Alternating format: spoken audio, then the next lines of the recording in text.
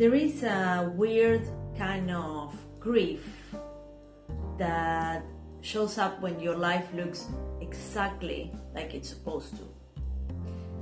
And even though with all that, you still feel disconnected from it. It's like it doesn't make sense. I remember a long time ago sitting at the edge of my bed thinking, if this is the house, this is the place I want to be, this is the partner, this is the plan. So why on earth I feel so far from myself? And don't get me wrong, it's hard to admit that out loud, because the people that surround us, love the story, love our story. They love the version of you that stayed. They love the version of you that compromise, that smile in pictures. They love your stability more than your honesty. So then you start to gaslight yourself. You start gaslighting your feelings, your thoughts. You think maybe you're being dramatic. You think that maybe you need to be a little bit more grateful. Or you need another hobby. Or maybe you need vitamins. Or maybe it's menopause. Yeah, the amount of things that we tell to ourselves just to justify and escape. But deep down, it's not about any of that. It's about the fact that something about the life you build no longer feels like a place you want to live in. It's not a place that you want to be anymore. And it's not because it's terrible. It's not because it's terrible. It's not because there is abuse or terribly unhappy, but because it's not true anymore. And that's the hardest part when things aren't obviously awful. They just are wrong, quietly, daily, just wrong. And splitting, separation, oof, that word used to feel like a punch in the gut. It was feeling like failure, like quitting, like shame. Oof. Like, not me, like other people were doing that, not me. I'm the kind of person that will work about. But now I think of it more like this. Separation or divorce is what happens when you stop outsourcing your self-worth to a structure that stopped holding you a long time ago. People always ask, was there a moment? And sometimes there is a specific moment, and sometimes it's one sharp conversation or catching yourself pretending again at dinner or at some family setting or in everyday life.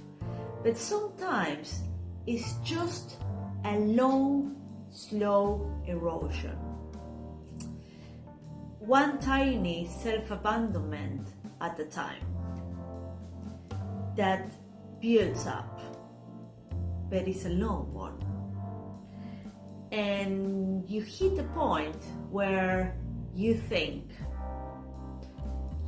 I can't keep building a life where I have to disappear in order to stay. It's tough. It's tough when you acknowledge that. You can't keep building a life where you have to disappear in order to stay. And it's not like you leave and suddenly everything is better. No, it's disorienting. It's scary. You question everything. You question yourself, you question your life, you question the world, you question everything. But it's also honest. It's very, very honest. And in a weird way, that honesty somehow is calming. Because even if it hurts, and it really hurts, at least you are not lying to yourself anymore.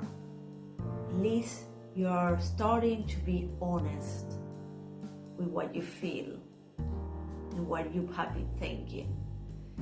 And you stop performing, you stop editing, you stop trying to shrink your wants into something that is palatable.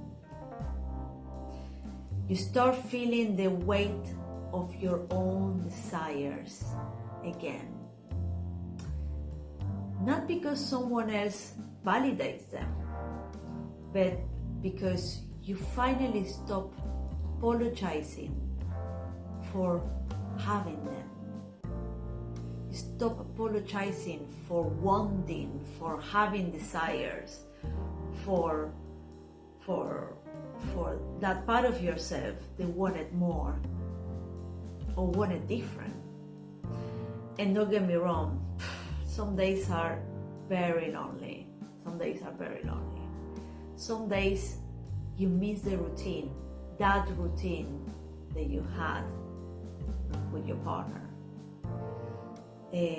Even the parts you hated, you miss those too, because it was familiar. And that feels familiar is so hard to move from. But on the good days you get to wake up and feel like your life belongs to you again. It's amazing.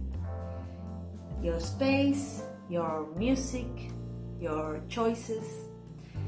And maybe that sounds small, but believe me, it's not. It's massive. It's big. Because when you have spent years bending yourself into someone else's shape, feeling like yourself, feels like a revolution. Yes, it feels revolutionary. It's fantastic.